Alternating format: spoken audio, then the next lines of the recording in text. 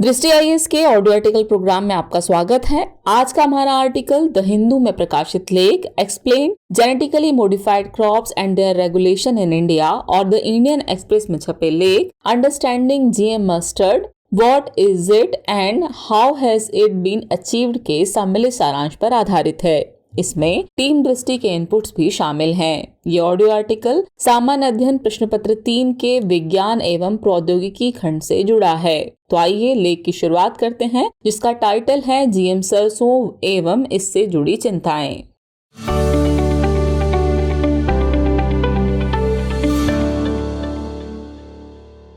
भारत अब genetically modified खाद्य फसलों की खेती की तरफ अपने कदम बढ़ाते दिख रहा है।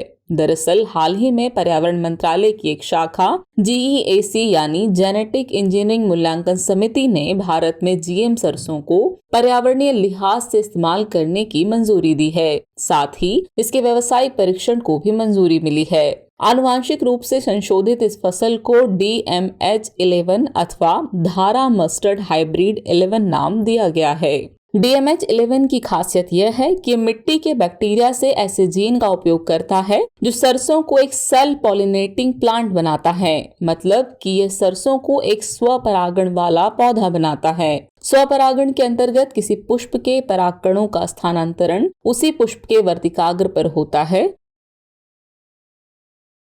चूंकि प्रकृति में स्वपरागण की प्रक्रिया अमूमन कम ही देखने को मिलती है, ऐसे में कृत्रिम तरीके से स्वपरागण कराया जाता है और इससे संकर किस्में तैयार की जाती हैं। संकर किस्में आमतौर पर उपज के लिहाज से ज्यादा बेहतर होती हैं। इसे ध्यान में रखते हुए ही जीएम सरसों के व्यावसायिक परीक्षण की मंजूरी दी गई और इस मंजूरी के साथ ही जीएम तकनीक पर फिर से बहस छिड़ गई है। जहां एक तरफ लोग इस मंजूरी की सराहना कर रहे हैं, वहीं एक खेमा इसे खतरनाक बता रहा है। ऐसे में सवाल है कि आखिर जेनेटिक मॉडिफिकेशन क्या है और भारत की इसमें क्या स्थिति है।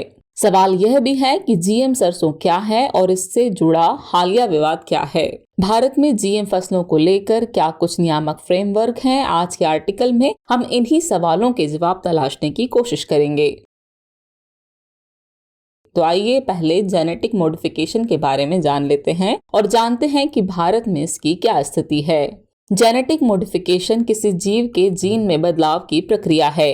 इन जीवों में जंतु, पादप अथवा सूक्ष्म जीव शामिल हो सकते हैं। जीएमओ यानी जेनेटिकली मॉडिफाइड ऑर्गेनिज्म ऐसे लिविंग ऑर्गेनिज्म हैं जिनके जीन में तकनीकी मदद से संशोधन किया जाता है। वहीं जिन फसलों में आनुवांशिक संशोधन किया जाता है उन्हें जीएम क्रॉप्स कहा जाता है। यह फसल सुधार का एक तरीका है ताकि फसल की बेहतर और कीट प्रतिरोधी किस्में प्राप्त की जा सकें। इस तरह की फसलों के उत्पादन के लिए वांछनीय जीनों को जोड़ा जाता है और अवांछनीय जीनों को हटाया जाता है। इसके लिए डीएनए में प्रत्यक्ष रूप से बदलाव किया जाता है। बात करें भारत में जीएम फसलों की, तो भारतीय किसानों ने 2002-2003 में कपास के कीट प्रतिरोधी आनुवांशिक रूप से संशोधित संस्करण बीटी कपास की खेती शुरू की थी। यह भारत में अब तक एकमात्र जेनेटिकली मॉडिफाइड फसल थी। इसमें बैसिलस थुरिंगिनेसिस जीवाणु के 1 या 2 जीन को जेनेटिक मॉडिफिकेशन तकनीक के जरिए कपास के बीज में डाला जाता है। इस संकरण से बीटी कपास की कीटरोधी किस्म पैदा की जाती है जो पौधे के अंदर एक विषैला प्रोटीन उत्पन्न करता है। यह प्रोटीन कपास को इसके सामान्य कीट बालवॉर्म से सुरक्षा प्रदान करता है। 2014 तक कपास की खेती के अंतर्गत भारत के लगभग 96% हिस्से पर बीटी कपास की पैदावार होने लगी और इस तरह भारत दुनिया में जीएम फसलों का चौथा सबसे बड़ा कल्टीवेटर और कपास का दूसरा सबसे बड़ा उत्पादक बन गया। इसके अलावा भारत ने बैंगन की आनुवांशिक रूप से संकर किस्म बीटी बैंगन विकसित की थी। साल 2007 में जीईएसी ने इसके व्यावसायिक रिलीज की सिफारिश की थी, लेकिन 2010 में इस पर रोक लगा दी गई। तो आइए अब जीएम सरसों के बारे में जान लेते हैं और इससे पहले सरसों के बारे में थोड़ी जानकारी जुटा लेते हैं। असल में सरसों एक रबी फसल है जिसकी खेती शरद ऋतु में की जाती है। इसकी बुआई अक्टूबर माह में शुरू हो जाती है और कटाई मार्च के महीने से होती है। राजस्थान, हरियाणा, पंजाब और मध्य प्रदेश आदि कुछ प्रमुख सरसों उत्पादक राज्य हैं। इनमें राजस्थान देश का सबसे बड़ा सरसों उत्पादक राज्य है। यहाँ के किसानों के लिए सरसों एक प्रमुख नकदी फसल है। अब आते हैं सरसों की जेनेटिकली मॉडिफाइड किस्म पर। भारत में सरसों की स्वदेशी तौर पर जेनेटिकली मॉडिफाइड किस्म धारा सरसों हाइब्रिड 11 यानी DMH 11 है, जिसके व्यावसायिक उपयोग को हाल ही में मंजूरी मिली है। आपको बता दें कि सरसों की हर्बिसाइड टॉलरेंट यानी HT किस्म है। इसे दिल्ली विश्वविद्यालय के centre for genetic manipulation of crop plants यानी CGMCP ने तैयार किया, जबकि फंडिंग राष्ट्रीय डेयरी विकास बोर्ड ने की है। DMH 11 को तैयार करने के लिए CGMCP ने मिट्टी के जीवाणु बैसिलस एमाइलोलिफेशियंस से आइसोलेटेड बार्नेस और बार स्टार नामक 2 एलियन जीन्स को जेनेटिकली मॉडिफाइड तरीके से सरसों में डाला। इससे उच्च उपज वाली सरसों की हाइब्रिड किस्म प्राप्त होती है।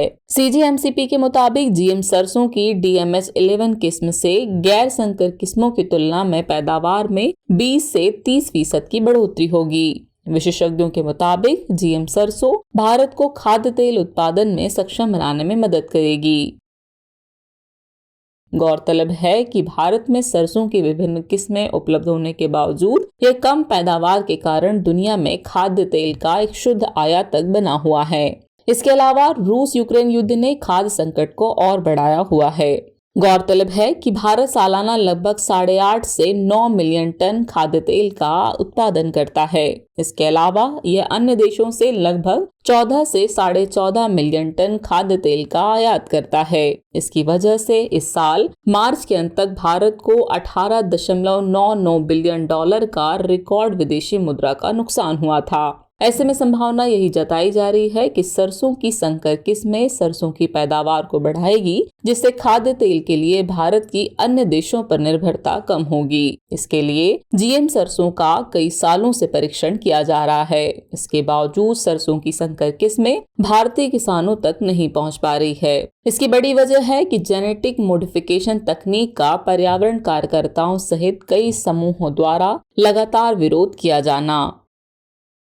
तो ऐसे में आइए GM सरसों से जुड़े विवादों को देख लेते हैं।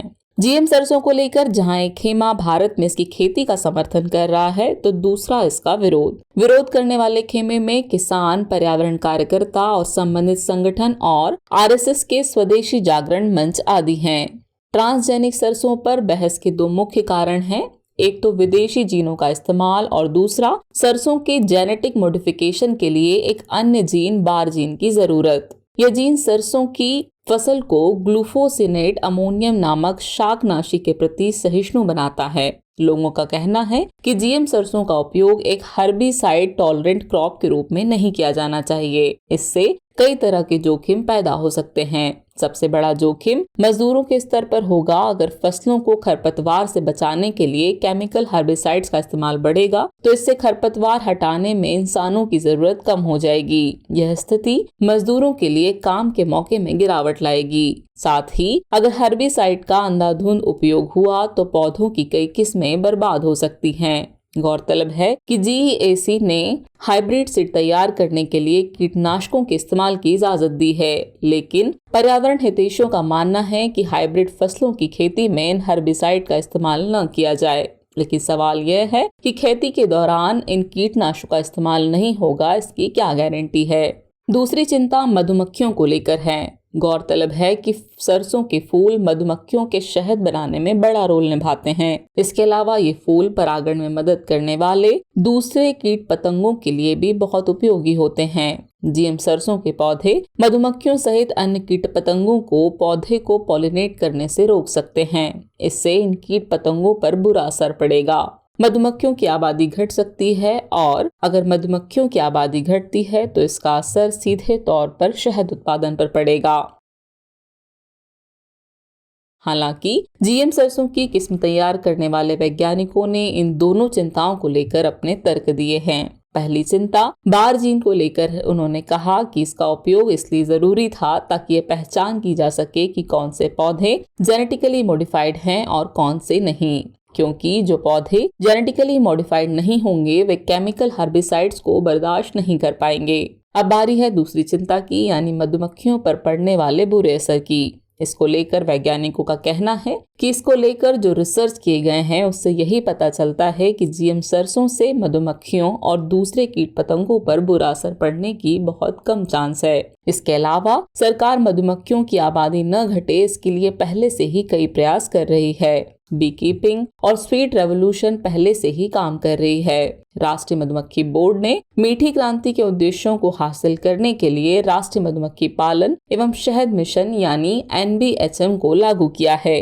हालांकि फिर भी GEAC ने इसके बारे में और फील्ड ट्रायल किए जाने की बात कही है ताकि इस बात की पुख्ता जानकारी मिल सके कि भारतीय जलवायु में जीएम सरसों का कैसे असर पड़ता है।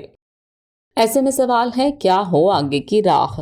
गौरतलब है कि वर्ष 2017 में जेनेटिक इंजीनियरिंग मूल्यांकन समिति ने जीएम सरसों के वाणिज्यिक अनुमोदन की सिफारिश की थी, लेकिन तब सुप्रीम कोर्ट ने इस पर रोक लगा दी थी और केंद्र से इस संदर्भ में और अधिक जानकारी जुटाने को कहा था। अब जाकर DMH-11 को समिति द्वारा पर्यावरण संबंधी मंजूरी मिली है, लेकिन अच्छी बात यह है कि पर्यावरण मंत्रालय ने GEAC के निर्णय का न तो समर्थन किया है न ही इस पर किसी तरह की रोक लगाई है। ऐसा नहीं है कि भारत में जीएम फसलों के विकास, खेती और ट्रांसपोर्टेशन के दौरान पशु एवं मानव स्वास्थ्य और जैव विविधता पर पड़ सकने वाले खतरों को नियंत्रित करने के लिए कोई व्यवस्था नहीं है। असल में भारत में ऐसे कई नियामक फ्रेमवर्क हैं जिनके आधार पर जीएम फसलों को पर्यावरणीय मंजूरी दी जाती है। भारत में जीएम फसलों के रेगुलेशन के लिए जो अधिनियम और नियम हैं उनमें शामिल है पर्यावरण संरक्षण अधिनियम 1986, जैव विविधता अधिनियम 2002, प्लांट क्वारंटाइन ऑर्डर 2003, विदेशी व्यापार नीति के तहत जीएम पॉलिसी, खाद्य सुरक्षा और मानक अधिनियम 2006 और drug and cosmetic act amendment rules 1988 आदि। मोटे तौर पर इन नियमों में कुछ और अहम बातें शामिल की गई हैं। इनमें जेनेटिकली मॉडिफाइड ऑर्गेनिज्म यानी GMOs के अनुसंधान और विकास से संबंधित सभी गतिविधियां शामिल हैं। इनमें GMOs के फील्ड एवं क्लिनिकल ट्रायल के साथ साथ GMOs को जानबूझकर अथवा अनजाने में जारी किए जाने जैसे मुद्दे भी शामिल हैं। साथ ही इनमें GMOs के निर्माण, आयात और निर्यात जैसी गतिविधियां भी शामिल की गई हैं। ऐसे में अगर हम सरसों की संकर किस्म DMH-11 की बात करें तो इसके पर्यावरण संबंधी मंजूरी को इस रूप में देखा जाना चाहिए कि इससे भारत में अब अन्य जीन मॉडिफाइड खाद्य फसलों का मार्ग प्रशस्त होगा, और अगर ऐसा होता है तो यह भारतीय कृषि क्षेत्र में एक क्रांतिकारी कदम साबित होगा। राष्ट्रीय कृषि विज्ञान अकादमी और trust for advancement of agriculture sciences जैसी कृषि विज्ञान संस्थानों का भी मानना है कि अब भारत में DMH-11 के फील्ड ट्रायल, परफॉर्मेंस ट्रायल और बीजों की तादाद बढ़ाने की अनुकूल परिस्थितियां हैं। इसके अलावा भारत में इसकी पैदावार बढ़ने से खाद्य तेल की घरेलू मांग और आपूर्ति के बीच का अंतर काफी कम हो सकेगा। गौरतलब है कि यह किस्म पहले से ही ऑस्ट्रेलिया में उगाई जा रही है और अधिक उपज के रूप में इसका फायदा वहां भी देखने को मिला है। जीएम रंजल की ही अगर बात करें तो यह भारत में विकसित तो किया गया, लेकिन इसकी खेती की यहाँ मंजूरी नहीं मिली। लेकिन बांग्लादेश में इसका बहुतायत उत्पादन किया जा रहा है और यहाँ पर्यावरण एवं स्वास्थ्य पर इसका कोई प्रतिकूल प्रभाव नहीं देखा गया। ऐसे में भारत में खाद्य तेल की बढ़ती मांग और कम आपूर्ति के बीच जेनेटिकली मॉडिफाइड सरसों के वाणिज्यिक इस्तेमाल को और रोकना सही नहीं होगा। तो आइए अब नोट करते हैं आज का सवाल। भारत में खाद्य फसलों की बढ़ती मांग और कम आपूर्ति के बीच की खाई को जीएम फसलें कम कर सकती हैं। उदाहरण के आधार पर समझाइए। भारत में जीएम फसलों के रेगुलेशन के लिए क्या कुछ नियम हैं?